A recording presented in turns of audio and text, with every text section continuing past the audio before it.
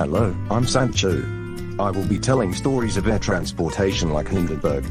Are you ready? Yes, we are. Once upon a time, the LZ-129 Hindenburg was a German commercial passenger-carrying rigid airship, the Lech ship of the Hindenburg class, the longest class of flying machine and the largest airship by envelope volume. It was designed and built by the Zeppelin Company on the shores of Lake Constance in Friedrichshafen, Germany, and was operated by the German Zeppelin Airline Company. It has 16 large gas cells filled with hydrogen, 4 engine propellers, 2 decks like A and B with stairs on the big deck, and also controlled car with steering wheels for rudders and elevators. The Hindenburg made 10 trips to the United States in 1936. After opening its 1937 season by completing a single round-trip passage to Rio de Janeiro, Brazil, in late March, the Hindenburg departed from Frankfurt, Germany, on the evening of May the 3rd, on the first of 10 round trips between Europe and the United States that were scheduled for its second year of commercial service. American Airlines had contracted with the operators of the Hindenburg to shuttle the passengers from Lakehurst to Newark for connections to airplane flights. On the 3rd of May 1937, the Hindenburg begins its journey from Frankfurt, Germany to Lakehurst, New Jersey. It was a 3-day journey to get to Lakehurst, New Jersey. The ship was only halfway full and only 97 people were on board.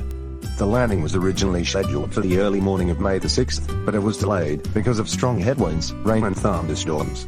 On the evening of the 6th of May, there were many people on the ground, including spectators, news reporters and crew member ready to help bring the ship in.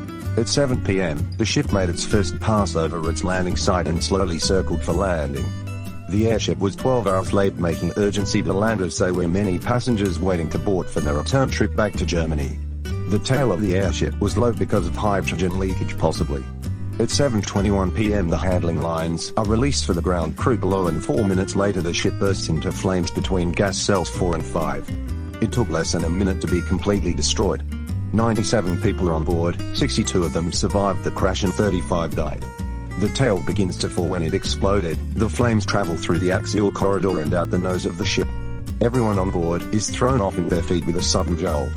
Since they're about to land, most passengers are already at the windows, and it's a good thing too, as the ship gets closer to the ground, many were able to jump and run away from the burning ship. The airship was destroyed and ruins in the ground. The end. So what you have learned in the story? The Hindenburg that crashed in US in 1937. There are 16 large gas cells filled with hydrogen which leads to the explosion. It flew 3 days crossing Atlantic Ocean. The control car has 2 steering wheels for elevator and rudder. Also 4 propeller engines.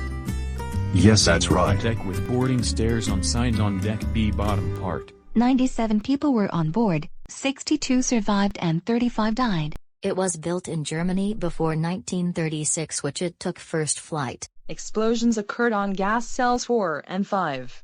Origin is from Frankfurt, Germany and destination is Lakehurst, New Jersey, United States. It made 10 trips in 1936. Zeppelin Company built Hindenburg. Goodyear blimps use helium, not hydrogen. Hindenburg was supposed to use helium but none in Germany since it had no choice.